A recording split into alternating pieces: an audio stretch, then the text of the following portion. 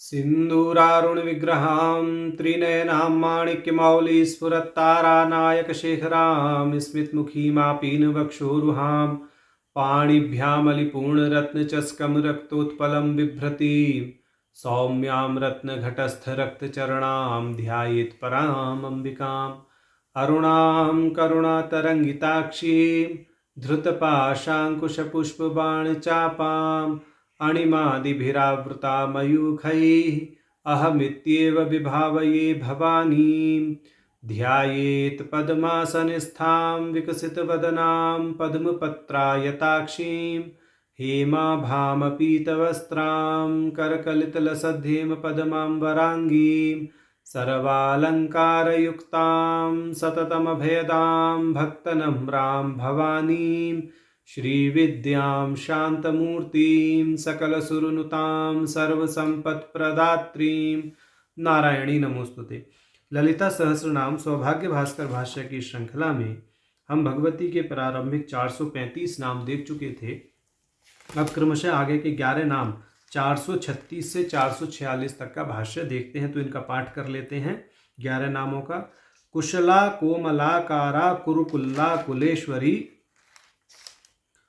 कुलकुंडालया कौल मार्ग तत्पर सेविता कुमार गणनाथांबा तुष्टि पुष्टि मति धृति। तो ये अब हमें क्रमशः 11 नाम प्राप्त है। तो इसमें कुशला नाम का भाष्य देखते हैं। कुशला माने जो कौशल से संपन्न है, उन्हें कुशला कहा गया है। अब कैसे कौशल से संपन्न है, इस पर भाष्यकार जी प्रकाश डालते हुए कहते हैं, सृष्टि आदि निर्माण कौशलवती इति कुशला। तो सृष्टि आदि निर्माण का कौशल है जिनमें, सृष्टि आदि से पंचकृत्य समझ लेना चाहिए, माने वो सृष्टि का निर्माण भी करती हैं, स्थिति भी करती हैं, संहार भी करती हैं, अनुग्रह निग्रह सब वही करती हैं। तो जो इन पंचकृत्यों में कुशल हैं वह भगवती कुशला नाम से कही गई हैं। अब अन्य प्रकार से भाष्य करते हुए कहते हैं कुशला नाम का, कुशम जलम लाती आदत्ते इतिवा, माने जिन्हें कुश माने जल के, लाती माने ग्रहण करना पसंद है, माने जिनको जल ग्रहण करना पसंद है, जो जल को ग्रहण करती हैं वह भगवती कुशला कही गई हैं। हम जो श्रीयंत्र में तर्पण आदि करते हैं उसमें मुख्य अवयव जो है, जो द्रव्य जो मुख्य है वह जल ही है, इस दृष्टि से भी समझना चाहिए। ठीक है, तो वह भगवती उस जल को ग्रहण करती हैं। अर्घ्य आदि को यहाँ पर लक्ष्य करके कह रहे हैं, सामान्य अर्घ्य विशेष अर्घ्य आदि को ऐसा लक्ष्य करके, कुशम जलम लाती आदत्ते इतिवा ऐसे। तो अब आगे कहते हैं, नई दृष्टि से भाष्य करते हैं। तीसरा भाष्य, कुत्सितः शलश्चंद्रमा यस्या अग्रे तत् अधिक कांति मत्वात् इतिवा, कि चंद्रमा भी जिनके आगे छोटा पड़ जाता है, कुत्सित पड़ जाता है। माने कुत्सित शलह कुशलाह, माने कुत्सित है, छोटा है, शलह माने चंद्रमा जिनकी कांति के आगे, उनका नाम है कुशला, ऐसा समझना चाहिए। अब आगे कह रहे हैं कि विश्वकोश में शलम तु शल्लकीलोम्नि शलो भृंगी गणो विधावती विश्व, तो विश्वकोश में इस दृष्टि से शल का जो हमने अर्थ लिया है चंद्रमा का, जो विश्वकोश के को आधार मान करके इस दृष्टि से भाष्यकार जी ने शल का अर्थ चंद्रमा लिया है, ऐसा समझना चाहिए। अब आगे है कोमलाकारा, ये 337वां नाम है कोमलाकारा। इसका भाष्य करते हुए कहते हैं भाष्यकार, कोमलः सुकुमार आकारो अवयव विन्यासो यस्याः, माने जिनके शरीर के अंग कोमल हैं उनको कहा है कोमलाकारा। ये सीधा सीधा एक पंक्ति का भाष्य किया है। अब 338वां नाम है कुरुकुल्ला। तो कुरुकुल्ला यह समझना चाहिए, पहले तो इसका साधारण अर्थ ही है, जो कुरुकुल्ला नामक भगवती के रूप में अभिव्यक्त हैं उनका नाम है कुरुकुल्ला। अब कुरुकुल्ला भगवती क्या है, उनका मंत्र क्या है, उस पर हम संक्षेप में बता देते हैं पहले, फिर आगे भाष्य को करेंगे तो समझ में आएगा। देखिए 16 नित्याएं हैं, 15 और 1, 15 नित्याएं और एक भगवती त्रिपुर सुंदरी, 16 नित्याएं इस दृष्टि से मान लें। तो जो नित्याओं की बलि होती है, नित्याओं के निमित्त जो बलि प्रदान की जाती है, वह अप्रथक रूप से जिस देवता को दी जाती है उस देवता का नाम है कुरुकुल्ला। यह जो भगवती कुरुकुल्ला है, यह समझना चाहिए कि सभी नित्याओं की अप्रथक रूप से बलि देवता हैं। ठीक, तो तंत्रराज तंत्र के 22वें पटल में जो मनोरमा टीका है, सुभगानंद नाथ जी के द्वारा ये मनोरमा टीका करी गई है, तो इस टीका में देख लेना चाहिए, वहां स्पष्ट किया है सुभगानंद जी ने इस विषय में। और भगवती कुरुकुल्ला के प्राय 3 मंत्र हैं। एक मंत्र सप्ताक्षरी है, एक 13 अक्षरों का है और एक 25 अक्षरों का है।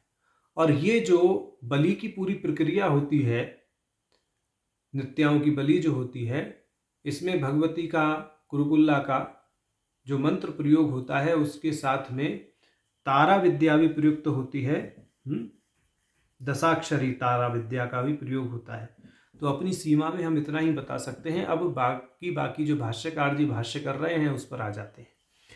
भाष्यकार जी कहते हैं, कुरुकुल्ला आख्या देवी श्रीपुरे अहंकार चित्तमय प्रकारयोर मध्य विमर्शमय व्यापीम अधिकृता।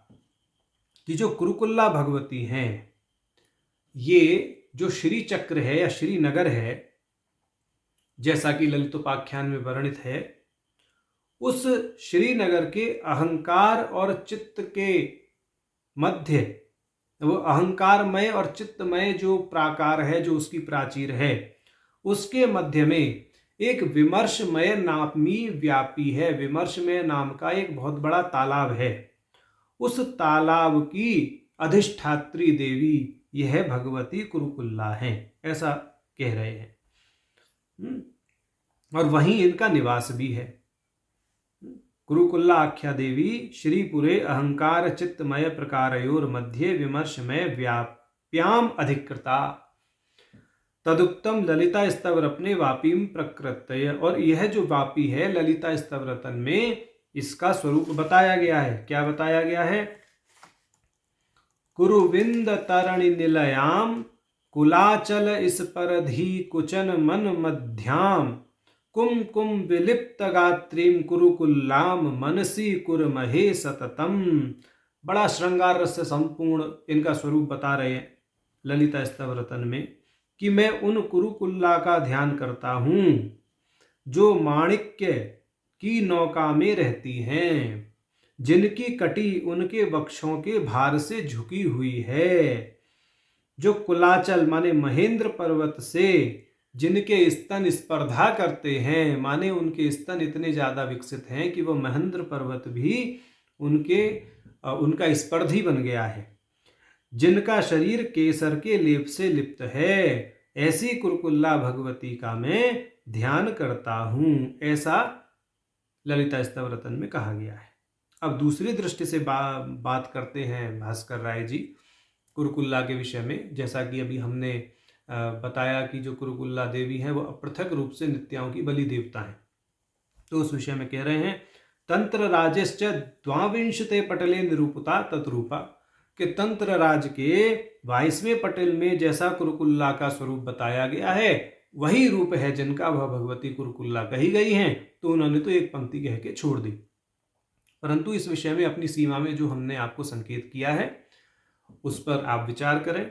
जिन लोगों को पता है नित्याओं की जो नित्य बलि करते हैं, या जिनको नित्याओं के मंत्र प्राप्त हैं, कुरुकुल्ला के 3 मंत्र प्राप्त हैं, दशाक्षरी तारा विद्या प्राप्त है, वह लोग हमारे कथन को समझ गए होंगे।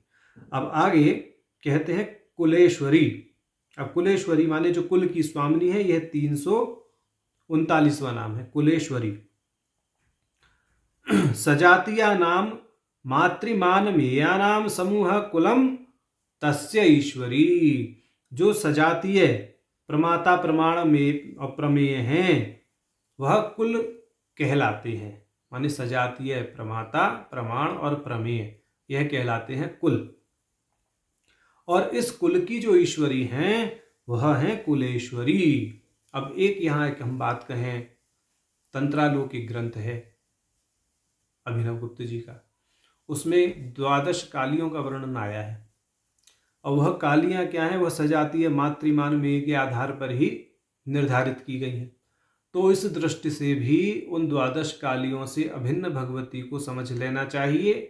यद्यपि भास्कर राय जी ने उस बात को यहाँ उल्लिखित नहीं किया है और हम भी अपनी सीमा का उल्लंघन नहीं करेंगे, हम भी भास्कर राय जी के भाष्य में कोई हस्तक्षेप नहीं करेंगे, परंतु अपनी मति के अनुसार हमें ऐसा लगता है कि जैसा कि सजातीय नाम मातृमान मेया नाम, यह भाष्यकार जी ने जो भाष्य किया है वह कहीं ना कहीं वही द्वादश कालियों की ओर संकेत करता है।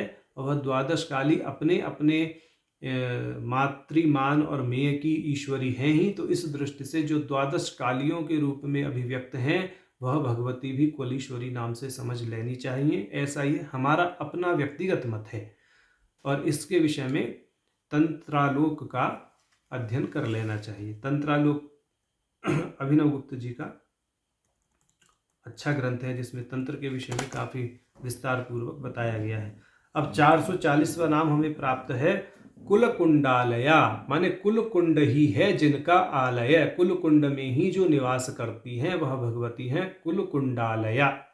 कुलकुंड क्या है उसके विषय में कहते हैं मूलाधार कर्णिका मध्य गतो बिंदु कुलकुंडम। और अब उसकी आगे वो कर देते हैं और व्याख्या, कमल कंद मध्य स्थित छिद्र तुल्यम तद एव आलयम स्वाप स्थानम यस्याह।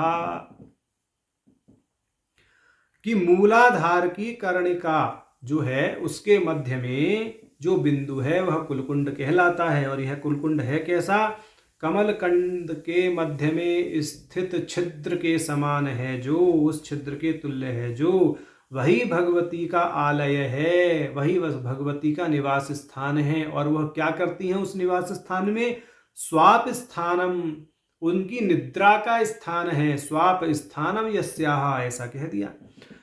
तस्मिन् नासमन्तालयः सुषुप्तिरिव यस्या इति वा, और वहीं पर भगवती कुंडलिनी सुषुप्त अवस्था में पड़ी रहती हैं मूलाधार की कर्णिका में।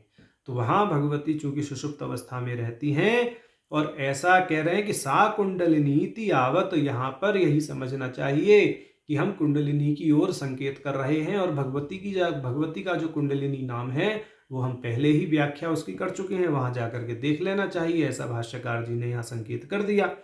अब कहते हैं तद उक्तम आचार्य भगवत पादई ही, शंकराचार्य जी ने सौंदर्य लहरी में कहा है, सौंदर्य लहरी का 10वां छंद, उसका भी आधा हिस्सा यहाँ पर ये उद्धृत कर रहे हैं। अवाप्य स्वाम भूमिम भुजंग निभ मध्युष्टवलयम स्वात्मानं कृत्वा स्वपिशि कुलकुंडे कुहरिणी। तो ये कह रहे हैं कि अपनी भूमि में उतरकर, माने मूलाधार में जाकर, अपने आप को सर्पणी सदृश्य वलयाकार करके, हे कुहरिणी, आप कुलकुंड में सुसुप्त रहती हैं, कुलकुंड में सोती हैं, स्वपीशी, वहां पे आप सुसुप्त अवस्था में पड़ी रहती हैं। तो ऐसा कुलकुंडालया पद का भाष्य किया है और कुंडलिनी की ओर, सुसुप्त कुंडलिनी की ओर भाष्यकार जी ने यहाँ संकेत किया है। अब हमें 441वां नाम प्राप्त है कौल मार्ग तत्पर सेविता। इसका भाष्यकार जी कैसे करते हैं देखते हैं। देखिए, पहले भाष्यकार जी ये कहेंगे कि दो प्रकार से भाष्य करेंगे कौल मार्ग तत्पर सेविता का। पहले तो कहेंगे कि जितने भी कुल हैं, माने हम भी किसी कुल में पैदा हुए, आप भी किसी कुल में पैदा हुए, हर एक कुल की अपनी अपनी एक कुल देवी होती है। तो इस दृष्टि से हर एक व्यक्ति कौल है और अपनी अपनी कुल देवी की अपनी अपनी परंपरा के अनुसार उपासना, सपर्या, अर्चना, भोग, बलि आदि सब करते ही हैं। अब जैसे हम भारद्वाज कुल में पैदा हुए, हमारी जो भगवती हैं वो जालौर राजस्थान में श्री माता बंधुक्षणी के नाम से ये थी, माने। तो ऐसे ही अन्य अन्य लोगों की अपनी अपनी कुल देवियां हैं। तो कुछ भी कुल देवी से संबंधित कार्य होता है तो अपने कुल स्थान पे जाकर के ही वह कार्य किया जाता है। तो उस दृष्टि से पहला भाष्य करेंगे। दूसरा भाष्यकार करेंगे कि भाई तीन प्रकार के शाक्तों के मार्ग हैं। समय मार्ग है, कौल मार्ग है और मिश्र मार्ग है। जो समय मार्ग है वो सनक आदि संहिताओं के आधार पर जो आचार है वह समयाचार। जो संहिताएं हैं 5, उनके आधार पर जो आचार किया जाता है वह लोग समयाचारी हैं। जो चांद्रादि तंत्र हैं उनके आधार पर मिश्र मार्ग है, जिसमें कुछ कुछ समयाचार कुछ कुछ कौलाचार है। और इनसे अलग जो है दोनों से, माने मिश्र और समय मार्ग से भिन्न जो मार्ग है वह कौल मार्ग है। तो फिर इस कौल मार्ग की ओर संकेत करके कहेंगे कि इस कौल मार्ग के विधि विधान के अनुसार जो उपासित हैं वह कौल मार्ग तत्पर सेविता है। तो यह संक्षेप में हमने बता दिया। अब इस पूरे भाष्य का पाठ करके हम जो लव्य लवाब है वो बता देंगे, क्योंकि कौल मार्ग तत्पर सेविता नाम का भाष्य भाष्यकार जी ने बहुत ही सांकेतिक दृष्टि से किया है। अब एक बात और हम यहाँ कह दें, समयाचार तत्परा और कौल मार्ग तत्पर सेविता दोनों ही नाम भगवती के हैं। माने समयाचार के माध्यम से जो हम भगवती की उपासना करते हैं, भगवती को मूलाधार से और सहस्रार तक उपचार करते हुए उठाते हैं, वह जो समयाचार की पद्धति भास्कर राय जी ने समयाचार तत्परा नाम में विशेष रूप से बताई है, वहां देख लेना चाहिए। हमने भी उसका भाष्य में व्याख्यान किया है, वह सुन लें। तो एक तो वह पद्धति हुई, और दूसरी कौलाचार तत्परा कौल मार्ग तत्पर सेविता। ये कौल मार्ग तत्पर सेविता जो नाम है, कौलाचारियों को लक्ष्य करके कह रहे हैं भाष्यकार जी की कौलाचारियों ने जिस दृष्टि से पूजा पाठ करनी है, जो भी वो पंचमकार आदि का प्रयोग करते हैं, शास्त्र विहित दृष्टि से, जो शास्त्र में कहा गया है उस दृष्टि से यदि करते हैं, तो वही भगवती कौलाचार तत्परा कहलाती हैं। माने जब भगवती कौलाचारियों के द्वारा जो है पूजित हैं, तो कौल मार्ग तत्पर सेविता कहलाती है। कौलाचार तत्परा नहीं, कौल मार्ग तत्पर सेविता कहलाती हैं। ऐसा समयाचार तत्परा, कौल मार्ग तत्पर सेविता, इन दोनों में का भाष्य करते समय बड़ा माने भाव विभोर हो जाते हैं हम। बहुत ही अच्छा माने भाष्यकार जी ने किया है, और लक्ष्य भी इन्होंने बहुत अच्छा किया है। और कौल मार्ग से हमें कहने में कतई भी संकोच नहीं है, हमारा प्रेम बहुत है। कारण ये है कि कौल मार्ग वास्तव में भगवती की उपासना का सर्वश्रेष्ठ मार्ग है। अब कौल मार्ग का अर्थ वामाचार ना समझ लें। हर व्यक्ति जो भगवती से जुड़ा हुआ है वो कौलिक है, जिसका अपना अपना कौलिक नाम है। आनंदनाथ इस दृष्टि से जो नाम होते हैं अंत में, यह सब कौलिक नाम होते हैं। तो जिसको आनंदनाथ ऐसा नाम प्राप्त है वह हर साधक कौलिक है, वह हर साधक कौलाचारी है। ठीक। अब कौलाचार को वामाचार का पर्याय प्राय मान लिया गया है आज की, ये मति भ्रम मात्र है, ऐसा नहीं है। समयाचार भी कौलाचारी ही है, क्योंकि वह भी श्री कुल से जुड़े होने के नाते कौलाचारी कहलाते हैं। तो हम लोग भी समयाचार में पूजा करते हैं, तो हम भी कौलाचारी ही हैं। तो कौल मार्ग तत्पर सेविता इस दृष्टि से भी जो भिन्न भिन्न कुलों में उपासित हैं, समय कुल में जो श्री कुल में उपासित हैं वह भी भगवती हैं, और काली कुल में जो उपासित हैं वह भी वही भगवती हैं। दोनों में भेद तो है नहीं काली और श्री में, इस दृष्टि से भी समझ लेना चाहिए। अब भाष्यकार जी ने जो कहा है वह देख देते हैं। भाष्यकार जी कहते हैं, स्व स्व वंश परंपरा प्राप्तो मार्ग कुल संबंधित्वातः कौलः।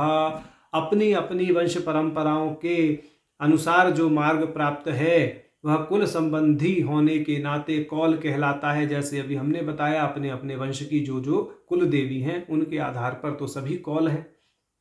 तदुक्तम वृतखंडे, वृतखंड में कहा गया है, क्या कहा गया है, यस्य यस्य ही या देवी कुल मार्गेण संस्थिता तेन तेनश्च सा पूज्या बलिगंधानुलेपन। ही कि जिसके जिसके कुल में जौन जौन सी देवी स्थित हैं उन देवियों की अपनी परंपरा के अनुसार बलिगंध आदि देकर के पूजा करनी चाहिए, या पूजा होती है, उपासित होती हैं। इति नैवेद्य विविधेश्च वह पूजयेत कुल मार्गतः इतिश्च। और भगवती को विभिन्न नैवेद्य दे करके कुल मार्ग के अनुसार पूजना चाहिए, अपने अपने वंश की कुल देवी को पूजना चाहिए, ऐसा वचन है वृतखंड का। तो यहाँ पर यह सिद्ध कर रहे हैं कि जो भगवती हैं भिन्न भिन्न वंश परंपराओं में जो कुल देवी के रूप में अभिव्यक्त हैं, और भिन्न भिन्न कुल के लोग यानी कौल लोग अपने अपने मार्ग के अनुसार उनकी पूजा करते हैं, तो इसलिए भगवती का नाम है कौल मार्ग तत्पर सेविता, ऐसा।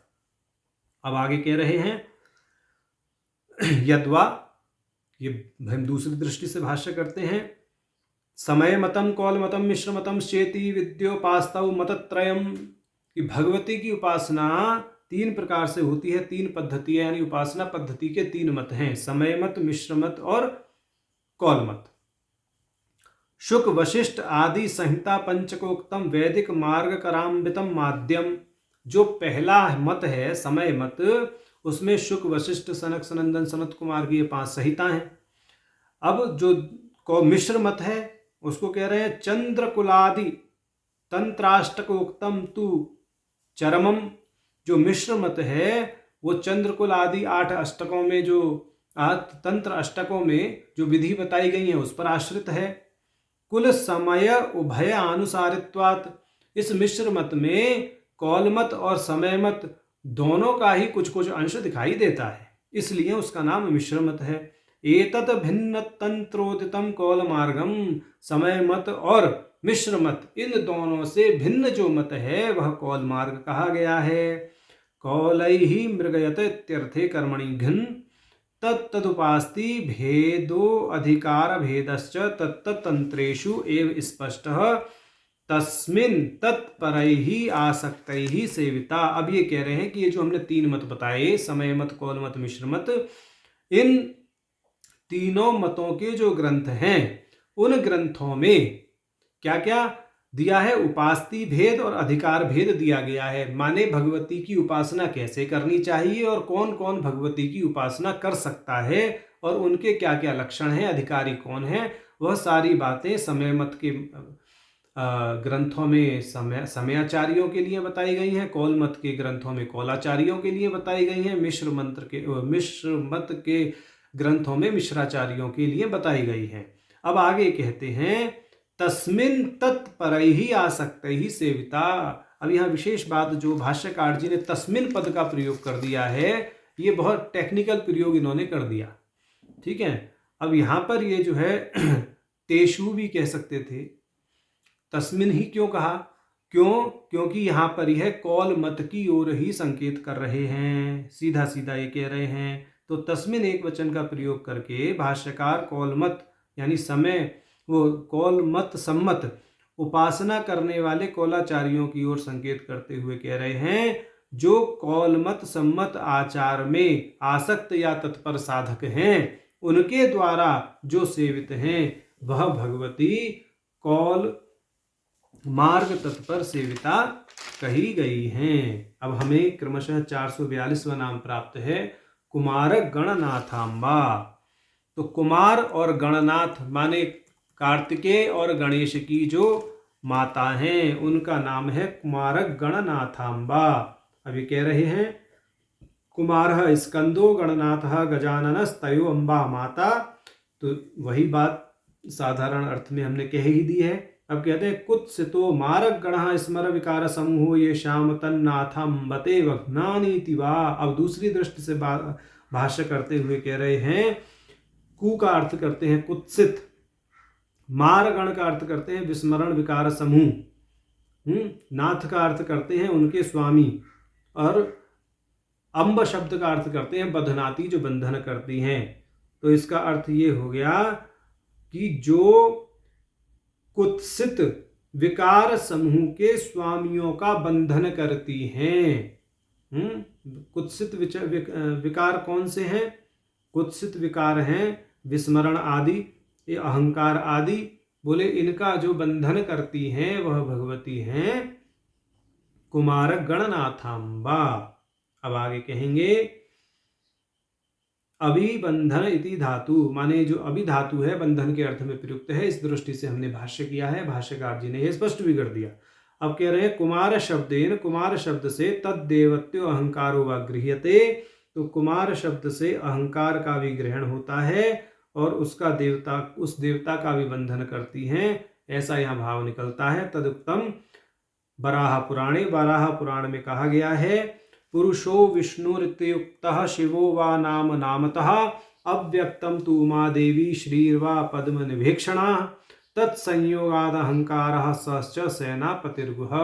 बोले हैं कि जो पुरुष है वो विष्णु को कहते हैं और शिव को भी कहते हैं, अव्यक्त भगवती उमा देवी हैं और लक्ष्मी उनसे अभिन्न है। तो इस दृष्टि से विष्णु, लक्ष्मी, शिव और उमा, इस दृष्टि से इन्होंने कहा है। तो यहाँ से हम शिव और उमा का ही ग्रहण करते हुए अब आगे की अर्थ निकालेंगे। तत्संयोगात अहंकार, तो उन दोनों के संयोग से ही अहंकार की उत्पत्ति होती है और वह अहंकार ही सेनापति कहा गया है, माने कुमार अर्थात कार्तिकेय कहा गया है। ऐसा यहाँ पर भाष्यकार जी ने भाष्य करके अर्थ को स्पष्ट किया है। और इस अहंकार के नाथ का जो बंधन करती हैं, बांधती हैं, माने इस अहंकार का ही प्रसार करके इसको सृष्टि रूप में अभिव्यक्त करती हैं, सृष्टि के रूप में बांध देती हैं, ऐसी भगवती कुमार गणनाथांबा कही गई हैं। ऐसा भाष्यकार जी का भाव यहाँ पर स्पष्ट होता है। अब आगे हमें क्रमशः 4 नाम जो प्राप्त हैं, तुष्टि, पुष्टि, मति, धृति, इन चारों का भाष्यकार जी एक साथ भाष्य करते हैं। तो तुष्टि नाम का अर्थ है संतोष रूपिणी है जो, पुष्टि नाम का अर्थ है पोषण करने वाली हैं जो, मति नाम का अर्थ है बुद्धि स्वरूपिणी है जो, और धृति नाम का अर्थ है धैर्य स्वरूपा है जो। ठीक, तो इस दृष्टि से भगवती के 4 नाम तुष्टि, पुष्टि, मति, धृति एक साथ भाष्य करेंगे भाष्यकार इन नामों का। तो देखते हैं, तुष्टे आदीनी सप्त नामानी तोष पोष ज्ञान धैर्य शम कल्याण त्वत् कमनीया त्वत् वाचकानि सन्ति तादृश भगवती स्वरूपत्वात् अभिप्रायेण ताम अपि अभिदधति।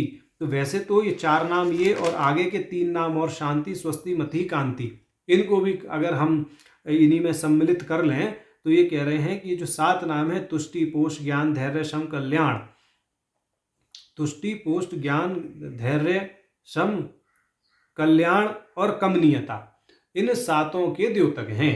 परंतु अभी यहाँ 4 नामों का ही भाष्य एक साथ कर रहे हैं, तुष्टि, पुष्टि, मति, धृति।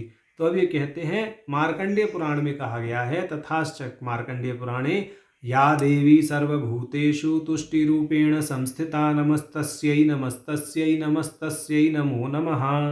अर्थ इसका स्पष्ट है। और कहते हैं कि मल्लारी महात्म्य में भी कहा गया है, यो देवः सर्वभूतेषु तोषरूपेण संस्थित नमस्तस्मै नमस्तस्मै नमस्तस्मै नमो नमः। तो वहाँ देवी को लक्ष्य करके नमस्तस्यै नमस्तस्यै, और मल्लार महात्म्य में देव को लक्ष्य करके नमस्तस्मै नमस्तस्मै कहा गया है। तो ऐसा यहाँ भाष्यकार जी ने स्पष्ट किया है। अर्थ दोनों का ही स्पष्ट है कि जो भगवती हैं वह सभी देवों में तुष्टि रूप से स्पष्ट हैं, उनको मैं नमस्कार करता हूँ, नमस्कार करता हूँ, नमस्कार करता हूँ। नमस्तस्यै नमस्तस्यै नमस्तस्यै नमो नमः। प्राय जब यह इस प्रकार की बात आती है तो एक स्मरण हमें आ जाता है, महाभाग गुरुदेव जन प्रकाश महाभाग जी, उनसे इसी विषय में चर्चा थी। तो उन्होंने हमसे यह पूछा कि भाई ये भगवती को 5 बार ही नमस्कार क्यों किया गया है, नमस्तस्यै नमस्तस्यै नमस्तस्यै नमो नमः। तो हमने उनसे ही पूछा, जी आप ही बताइए। बोले कि भगवती पंचकृत्य विधायिनी है, सृष्टि, स्थिति, संहार, निग्रह, अनुग्रह। बोले इस दृष्टि से 5 बार हम भगवती को क्या करते हैं, नमस्कार करते हैं, उनके हर एक कृत्य के लिए कृतार्थता व्यक्त करते हैं। तो इसलिए यह पंचविध नमस्कार है। और जब होम आदि करते हैं तो हर नमस्कार को अलग महत्ता दी गई है, नमस्तस्यै स्वाहा नमस्तस्यै स्वाहा, इस दृष्टि से। तो माने यह भी बहुत अच्छा स्पष्ट करते थे इन चीज़ों को। अब आगे कहते हैं, देवी भागवते तृतीय स्कंधे, देवी भागवत के तृतीय स्कंध में कहा गया है, क्या कहा गया है, बुद्धि कीर्ति धृति लक्ष्मी शक्ति श्रद्धा मति स्मृति सर्वेषां प्राणिनां सांभव प्रत्यक्षम तन्निदर्शनम। की जो भगवती हैं वह सभी प्राणियों में बुद्धि कीर्ति धृति लक्ष्मी शक्ति श्रद्धा मति स्मृति के रूप में निवास करती हैं। पद्म पुराणे देवी क्षेत्र गणनावसरे पद्म पुराण में जहाँ देवी के क्षेत्रों की गणना की गई है वहाँ ऐसा बताया गया है, तुष्टिर्वस्त्रेश्वरे तथा देवदारुवने पुष्टि धृति पिंडकारक क्षेत्रे इत्येवः तत्तक्षेत्राधिष्ठात्रया भगवत्या नामिति उक्तम। तो ये कह रहे हैं पद्म पुराण के अनुसार तुष्टि नामक देवी वस्त्रेश्वर तीर्थ की अधिष्ठात्री हैं, पुष्टि नामक देवी देवदारुवन की अधिष्ठात्री हैं, धृति नामक देवी पिंडारक क्षेत्र की अधिष्ठात्री हैं। मतिस्तु वायु पुराणे निरुच्यते, मति के विषय में वायु पुराण में कहा गया है, विभरति मानम मनुते विभागम मन्यतेपि च पुरुषो भोग संबंधस्ते सताशो मति स्मृतः। अर्थ इसका स्पष्ट ही है। अब आगे सूत संहिता में जो है उनकी देवी रूपता बता दी गई है। तो मति की देवी रूपता बताते हुए कहते हैं सूत संहिता के अनुसार, यानुभूतिरुदिता मतिः परा वेद मान निरता शुभावहा तामतीव सुखदां वयं शिवाम केशवादि जन सेविताम नुमः। मति देवी का स्वरूप है। हमें माने मति जो है वह भगवती का ही स्वरूप है। हमें उन शिवा की आराधना करनी चाहिए जिनकी विष्णु आदि अन्य देव भी पूजा करते हैं। तो ऐसा जो है यहाँ पर तुष्टि पुष्टि मति धृति के विषय में भाष्यकार जी ने बताया। तो हमने आज भगवती के 436 से 446 इन 11 नामों का भी भाष्य देखा। नारायण।